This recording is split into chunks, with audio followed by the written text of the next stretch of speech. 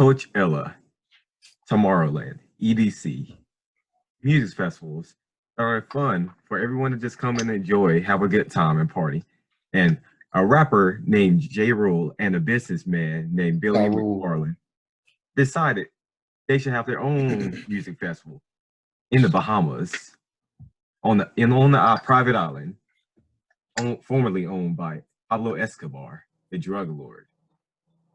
And you could go swim with little piggies and dance and have parties with beautiful women, with all the top celebrities and singers and rappers, and everyone just have a good time, and it lasts for a whole week, and then it continues on to the next year, and then another one the next year, and then another one next year, and it's the greatest music festival of all time, just like Woodstock. But that's not how that went. Not at all. From people being stranded on the island, from all the performers canceling or never even being booked to begin with, to people having nowhere to stay, like they're in a refugee camp, to tons of other problems. We're talking about Fyre Festival, the greatest disaster of the modern time of entertainment history for rich people. For rich people. Because none of us poor people could afford to get stuck on the island. This was way back in 2016. I still kind of remember some of the news that started coming up. So me and Lewis, we're back for another episode of the Remembering series, where we talk about failed and controversial events and people. And we talked about DashCon, talk about Rainforest, we talk about Belle Dauphine, and now we're back with Fyre Festival. And we're going to talk about the leading up to the event, and then the aftermath. It started in October of 2016. So we're following Billy McFarland. Okay, so he's a 25-year-old college dropout, but he's still, he's an entrepreneur, right? And he's the mind behind the entirety of Fyre Festival, right? So J. Rule is more just a face with Ja Rule, yeah. So so he's on a Halloween trip, right? He's in the Bahamas with Ja Rule. They're just chilling, right? So he pitches up the idea to Ja Rule. He thinks it up, and he tells them that it's meant to promote a talent booking app called Fyre, right? And so the first move is to start a festival, in the month after, and spend just a whole lot of money making ads with Instagram models. So they spent millions. They spent money on yachts, on jets, models, whatever, to promote the large scale event that was going to be Fyre Festival. So he organizes a group of influencers. Some of them, let's say Kendall Jenner, Ashanti, Bella Hadid, Haley Baldwin, and apparently he paid Kendall Jenner about $250,000 for a single Instagram post, which I think is really funny. And so they had some pitch decks that they kind of started releasing early on. So one of them was promising like this huge getaway. It was going to be this just giant music festival with like luxury villas or whatever. They got models, influencers everywhere, just music, just giant sort of like event. It was like if you was living in Instagram. That's what they was aiming for. Right. Yeah. So one of them read, "Come, seek, for searching is the foundation of fortune." Which looking back on it now, I think that's honestly pretty funny. The way things went. So he pays these influencers, right? So he calls them fire starters, or the Fyre squad. the all the influencers that he paid to talk about it, and the organizers, which includes the chief marketing officer, officers Grant Margolin and Elliot Tabeo. So they started like this social presence, kind of stealing other people's jokes on Instagram, on an account called @FuckJerry. Mm-hmm. Yeah. So tickets start getting bought, right? And they're looking at a private island to buy. And they advertised at first that the island they was going to use was Pablo Escobar's private island. Yeah, that was the first big lie. So they're looking at one private island, but apparently it didn't have any electricity or water, so they just kind of abandoned that one. And in January of 2017, Billy, he made the decision to hire a TV production company, and he tried to film like a reality TV show following the festival or whatever, but they didn't end up paying the $100,000 bill. So that was one of the first things that they kind of really screwed up on. They screwed up on trying to plan it so short-handedly. Yeah. And then trying to buy a private island in 4 months in the Bahamas, which is virtually impossible no matter how rich you are. And in March, they started kind of running low on money, so they try and get like a second round of investments to put into Fyre Festival. So some of the employees start describing, like the little planning meetings. So they call them boys club powwows, right? So they're talking about fucking bitches and hoes in conference meetings, apparently. So at this point, the festival site is it's not ready at all. It's not even under development. And according to one of the talent producers, gave an interview, he said, "This was a development lot covered in gravel with a few tractors scattered around. There was not enough space to build all the tents and green rooms they would need. There was not a long, beautiful beach populated by swimming pigs. There were, however, a lot of sandflies that left me looking like I had smallpox." So then around that time, Ja Rule comes to go visit the site, right? And they start talking about how they could probably still try and do it with with the budget that they decided to start limiting it, and the planning time that they also had a very limited amount of. So one of the guys from the marketing team, apparently, he just goes and he says, "Let's just do it and be legends, man." They was like, Woodstock was legend, so they wanted to be the next Woodstock. Yeah. And they was already messing up with the planning where they when they were selling the tickets was very expensive. But like the most expensive tickets, people weren't actually really buying them. They all bought the lower tier tickets. So with how much people was buying the lower tier tickets and how much they needed to actually pay for everything, they decided to go over and make it and say it automatically sold out. So people only have to pay for the higher tier ticket to gain some money back. Another reason why Billy McFarland kind of wanted to do this festival was because his previous failed business, Magnesis Card. Magnesis? Can you talk more about that? It was a gift. His Magnesis cards were like luxury black cards pretty much, but it was your debit card or credit card. And they just made a copy of your card. And so now your card looks nice, but you get special rewards for that and everything. But it was in New York. It was like for the highest of high people to go, and they had like a social club and everything. But the social club got destroyed, and like the owner was like, "You can't use this anymore." So that was like one of the main draws to the card thing. I think some other issues that happened where he ended up losing a lot of money, so he had to come up with another kind of plan. And then that's where the Fyre app kind of came up to.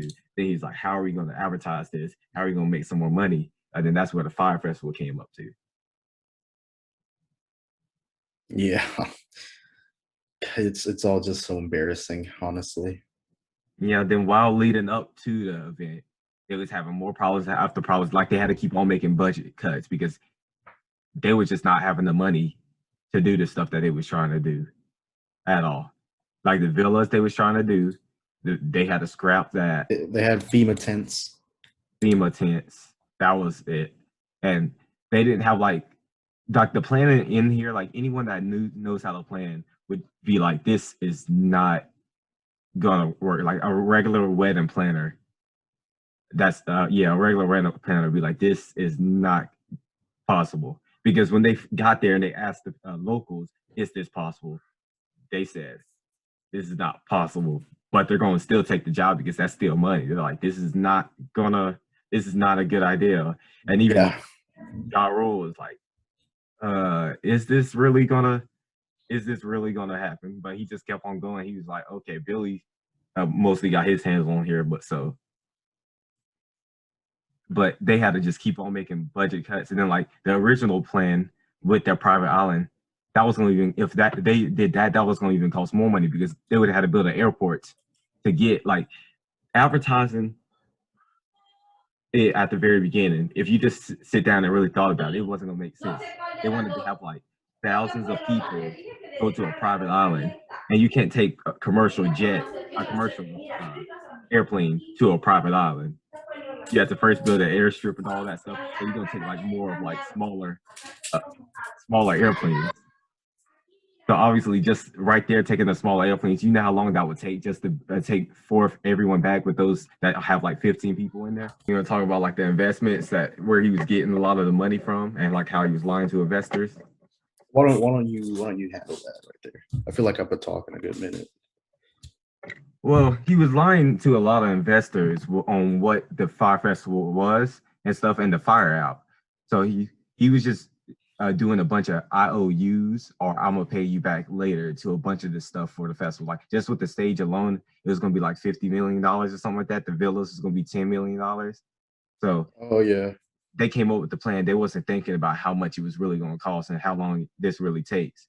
So he was just like, we got to get money here. So that he was doing a bunch of schemes to be able to get money in line, to the point where eventually he started trying to do wire fraud. Wire fraud, yeah. To eventually be able to pay this off. So he was already spending so much money that he wanted to at least be able to run it and get some of it back, then just cancel it and lose what already he spent. So I think he knew he was in a sinking ship, but he just was like, I'm gonna keep on going. Yeah.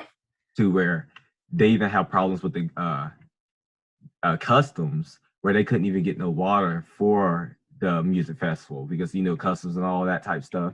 And he wanted to get one of his employees to take one for the team and go to customs, the custom head, and suck his, you know, so he wouldn't have to pay for the water. But then when he got there and stuff, the guy was like, you don't have to do all this. Just pay me back whenever y'all get the money.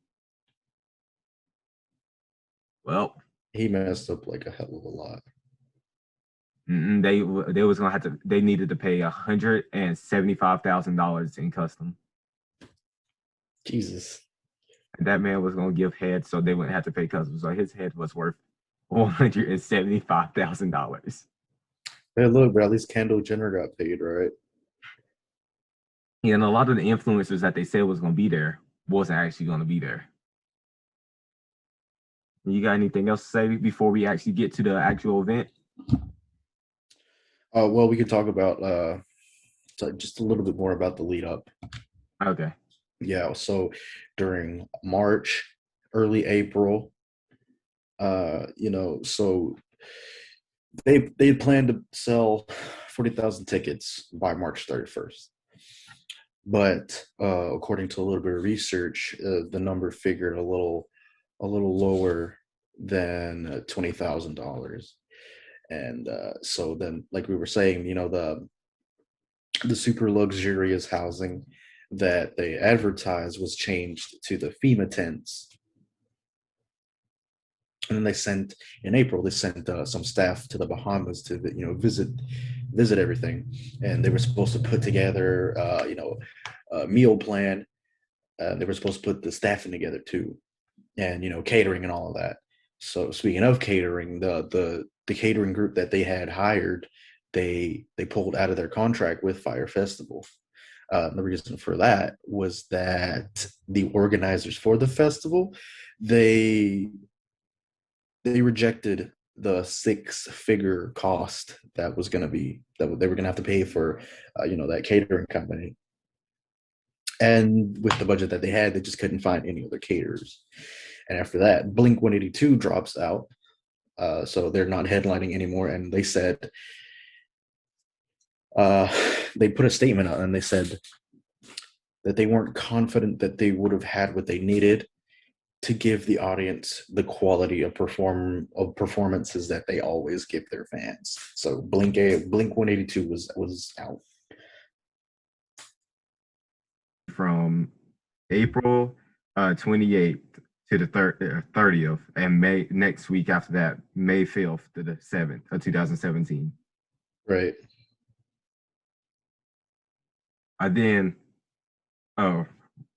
So on the 27th, right before the festival, they got hit by a storm. So that took away a lot of stuff right there. Was the storm that came through and just wiped out a bunch of stuff. So stuff was just wet and destroyed. So it was already crappy to begin with, but then the storm came in and made it even more crappier. Yeah. Right. So, April 28th. So, the day arrives, everybody's getting there. And there was a blogger, and he immediately tweeted, "So Firefest is a complete disaster. Mass chaos. 5,000 people that bought it, only 500 people was able to even get to the island itself." Yeah, so mass chaos, no organization, no one knows. They didn't have enough chance for the 500 people that did come, and that was only 10% of the people that was actually supposed to come. Yeah, so no one knows where to go or who's in charge or what. There aren't any villas, and it just looks like a tent city. Yeah, they get there. There's no music playing. Their luggage is not there. There's no food. The bathrooms, there's barely any bathrooms. They just get there to find like a refugee camp. Yeah, so then flights, to and from are, super hard to come by, if not just straight up impossible. Right. And so, once the report started coming out of the housing and everything else that went wrong, the Fyre Festival, like they tweet that they're going to postpone it instead of trying to continue with that second weekend. So that same day, Billy, he tells Rolling Stone, and he tells them that he and his team, that they were overwhelmed and they just didn't have the foresight to solve all those problems. So then Ja Rule tweets that the festival was not a scam and it was not his fault. So Ja Rule's already trying to. Ja Rule was even at the island. He was in Chicago performing. He was giving a concert in Chicago, so he wasn't even there. Yeah, he was out there having a good time. He's like, "Yo, what?" And this is like, while this is happening, it's all over the news and stuff like that. And then the public eye is like laughing because they're thinking, this is what the rich kids deserve. Yeah. So yeah, when the people are there and they have to fight over where to stay and stuff. And then the other problem with the day that they had it was the island that they have their biggest holiday that weekend as well. I forgot what the holiday name is. I'll put it right here. But it's the biggest holiday on that island. It's even bigger than Christmas. So all the hotels were sold out. All the rental cars sold out. So these people were stuck at the worst time possible because there was nowhere for them to go. Then the food situation was really, really bad. It was worse than school bad. And then people, when the night started coming, that's when they eventually brought their people's luggage and everything. And then they was just throwing the luggage out there, and people had to fight and find where their luggage was. And then they did bring out lockers so people could lock up some of their stuff, but you had to have your own lock. So it really helped. But did some people actually did get some houses, some villas, luckily. Yeah. But then So everyone started tweeting, and then all the other bands dropped out because no one was coming and stuff like that. So, and people was all drunk and everything. So imagine you with your little island nation, and it's just a bunch of drunk people, foreigners come out of nowhere, and you don't know what to do. So everyone's trying to storm the airport, trying to get back in, get to the newest flight out of the country. I don't get it, man. How do you? So everything's said and done or whatever, right? Yeah, people eventually, it was the actual event is very short because Yeah. they get there, it's a disaster zone. There's no places to sleep. The food is really crappy, or this barely like the food is so crappy to the point it's non-existent. There's really no bathrooms and stuff. Like people flew over just to go to a refugee camp. That's even worse than a refugee camp, pretty Yeah. much. People couldn't really escape either. Yeah, the people couldn't really escape. They had to just wait and stuff for the airport and stuff. Yeah. You see, there's no really like charging stuff and everything. It's like your phone dead. You're like really, Yeah. how long it took the longest person to actually get off. I know some people were only there for 4 hours and got back on the next plane and stuff like that. So a lot of people lost money flying right back and everything like that. I know at the airport was so many people was in the airport, they locked the airport. So people was stuck inside the airport because they didn't want them, a lot of people was drunk. They didn't want them to go out and just serve the rest of the peace around the country. Yeah. And Yeah. then obviously the government starts getting involved, trying to figure out what's happening and everything like that. People have anxiety attacks. People are passing out from heat strokes. It's just like a big mess. Huge mess. Huge mess. Then eventually everyone gets off the island, and then everyone's talking about Fyre Festival and what's going wrong and everything and stuff like that. And Billy eventually, starts getting investigated by the FBI Yeah. because they're like, is this fraud, false advertisement? What is this? What has happened? Because a lot of people thought it's funny and like it is a funny situation, but the thing is, once you start reading into it, like some illegal stuff has happened during this. And then there's a humanity crisis as well because you're putting people in a situation where it's not. It did not pass the health code. Like in the United States, health code, no. Yeah. And so still talking about like Billy just doing shitty things or whatever. So apparently sometime in May, he was in a conference call and he told his employees that they weren't gonna be paid. So his words, he says, after conferring with our council and all financial people, unfortunately, we are not able to proceed with payroll. We're not firing anyone. We're just letting you know that there will be no payroll in the short term. And he tells them that, and he tells the staff that, the company they're gonna start focusing on the talent booking platform that he figured maybe was still profitable. So, someone in that call, they ask him about, getting called by the FBI. And Billy, he says that the concern is really more of an individual thing. And apparently Ja Rule was in that call too, but he had some bad signal, I guess. So he muted his audio. So we're coming on to the lawsuits now here. So May 1st. So Yeah, celebrity. then before we get there, then Right. also a lot of people before even the festival started, they started quitting and stuff. And then a lot of companies that they did use that was on the island, like food or companies stuff like that, they never got paid. So they ruined a lot of people's livelihood that are still recovering until this day that haven't got paid. God. So coming into the lawsuit here. The first lawsuit happened like 2 weeks after the festival. May. Yeah, May 1st. May 1st.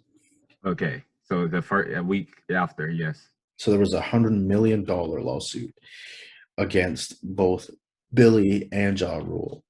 in California, and so it was filed on behalf of Daniel Young, plaintiff, and he was asking for $5 million, and what he said, the terms of the lawsuit were fraud, breach of contract, breach of covenant of good faith, and negligent misrepresentation.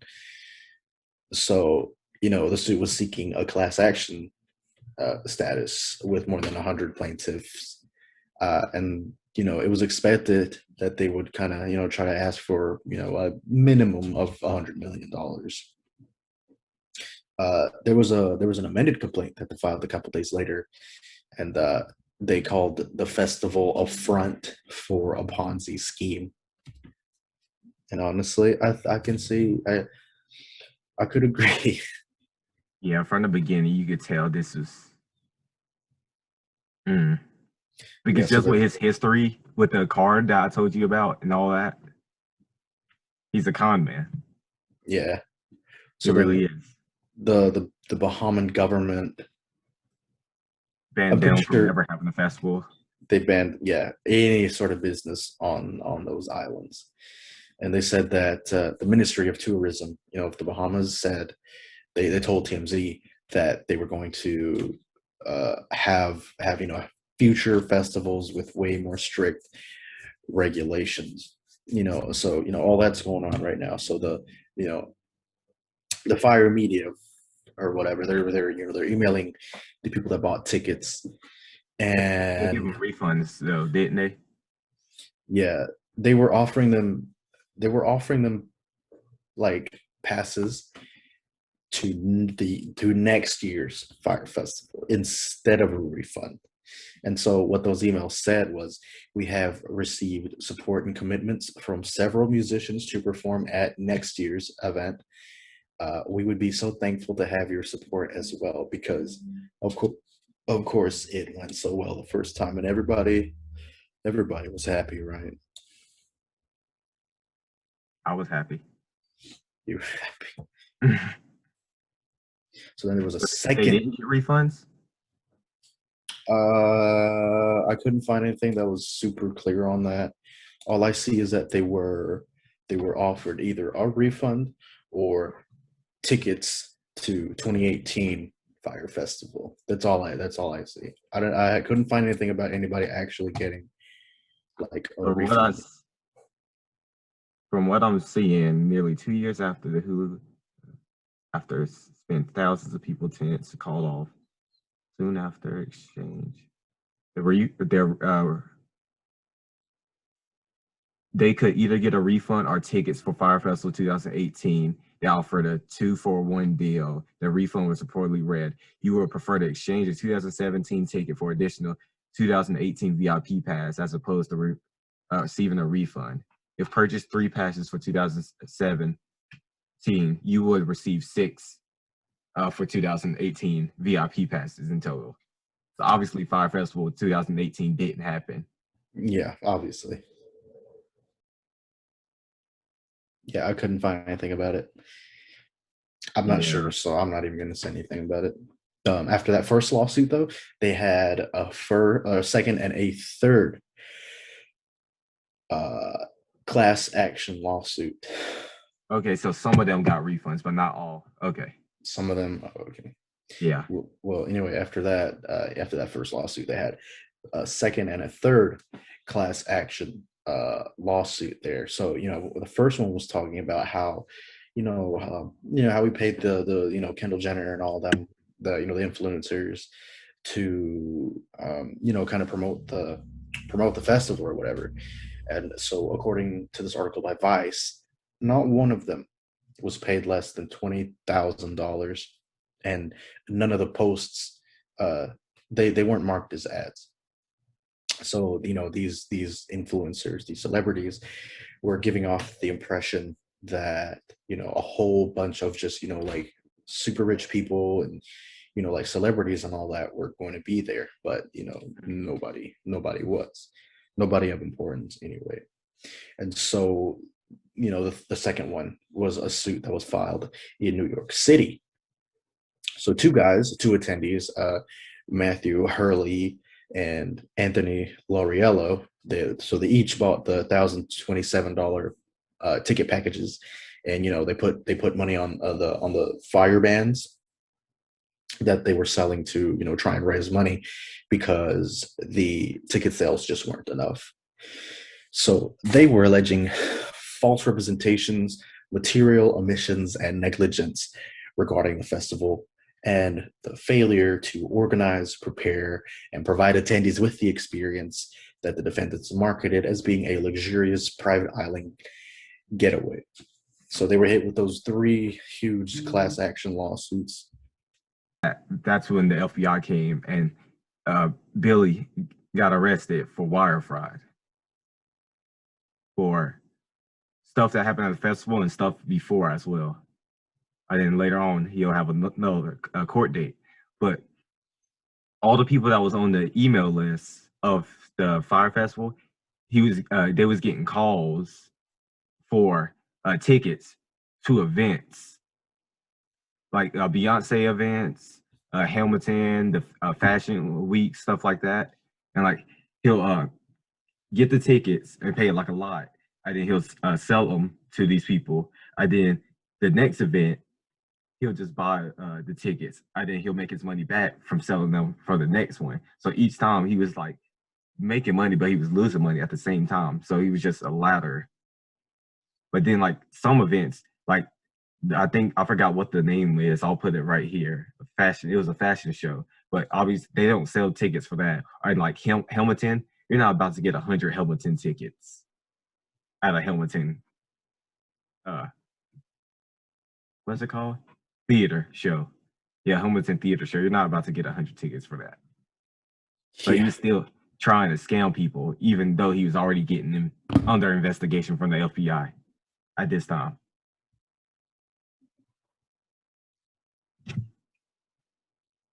Where are we now? Okay, so you know how they just got hit with those 3 lawsuits, right? Mm-hmm. Try 6. Try 6. 6. That was a lie. 7. 7 class action lawsuits. So number 6 and 7.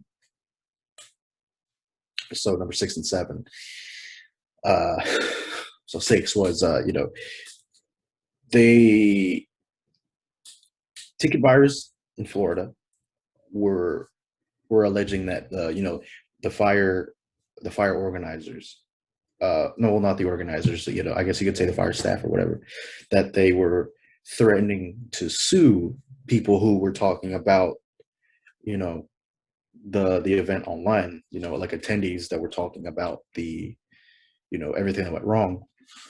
Yeah, they was trying to take their tweets down and post down while the event was happening as well. Yeah, they were talking about sending people like cease and desists. Mm-hmm. Yeah, and so then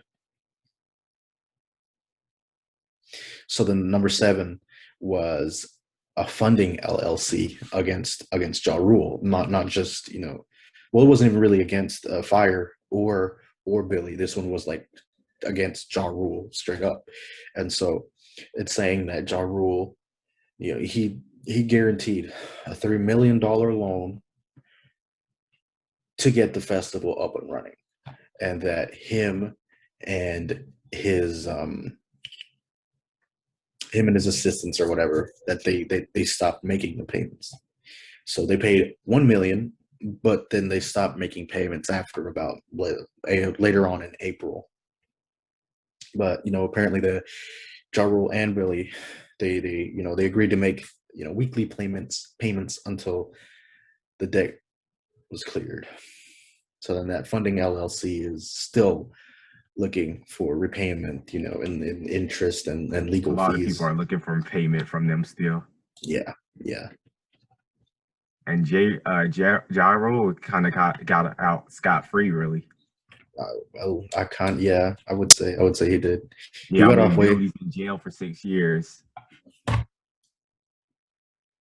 Yeah. Did he actually go to jail? He's in the jail. He went to jail last year, I think. Last year? Oh, okay. Because you know how long courts take.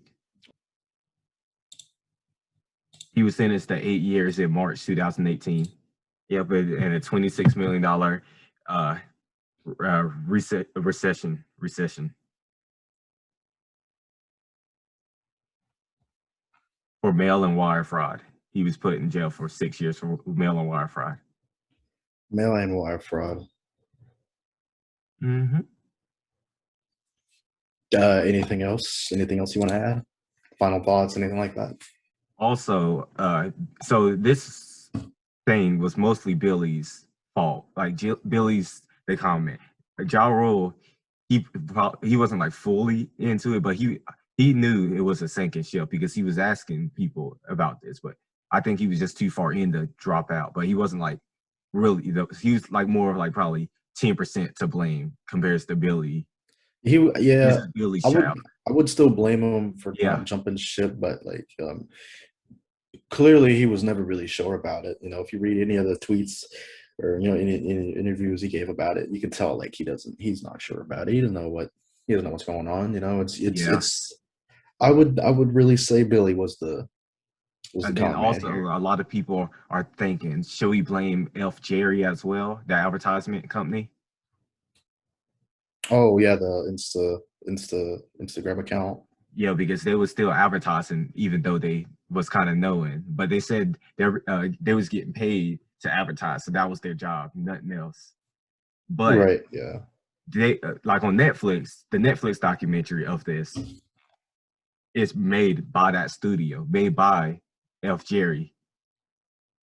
So it kind of like if you watch that, it's kind of biased and it shows their side and they try to seem like push away from the blame. But then there's a Hulu documentary, and that documentary actually has Billy being interviewed. I didn't show. Oh, I think I've seen that one. Yeah, I've seen that one. Side. So it's like two documentaries fighting over each other. I would watch the Hulu one. The Hulu one's way better. So yes. You're like, well, it's F Jerry to blame as well. I think they take a part in this as well. They shouldn't be scot-free from it. Do you agree? I agree. Yeah. Like I said, Billy was the con man here. Yeah, it was his child, but like he's not the only party to blame, but he's the main face to blame because a lot of people lost a lot of money. A lot of companies lost a lot of money. People's lives got ruined and stuff like that. And now he's in jail for 6 years, and he never learned his lesson because he still was trying to do schemes afterwards. And then when he gets out in 3 years, I think, yeah, he'll be out in 3 years. He'll probably come out and try to do another scam or something like that. It'd just be better for him to just chill out. We might have to do it. Remembering Billy McFarland, do a whole documentary about him. Remembering Billy McFarland. Yeah, because he was one of his mentors was a con man that died in a wreck. He's gonna get got. He's gonna get got. Yeah, they're gonna do him like they did Jeffrey Epstein. You got any closing thoughts about Fyre Festival? It was all honestly that was supposed to be good, but like it was doomed from the very beginning. I feel bad. I feel bad for the people that went. Like, I feel bad for the people that went and the people that worked under them that never got paid. That never got paid. Yeah, especially the locals in the country as well. I'm pretty sure some of the people that worked there, they didn't even get fed, did they? A lot of people was working like 18 hours a day. Yeah, it was bad. I remember at some point YouTube videos and on the Netflix thing talking about the workers there, how it ruined their business, and how some of them are still trying to recover until this day. I remember at some point, I'm pretty sure they started just handing out like bottles of vodka and stuff like that. So that didn't help things at all. Mm-hmm. Any more closing thoughts before we end? Closing thoughts. Closing thoughts. I would say, like I was saying, I feel bad for some of the people that went, but I don't feel bad for Billy. As for Ja Rule,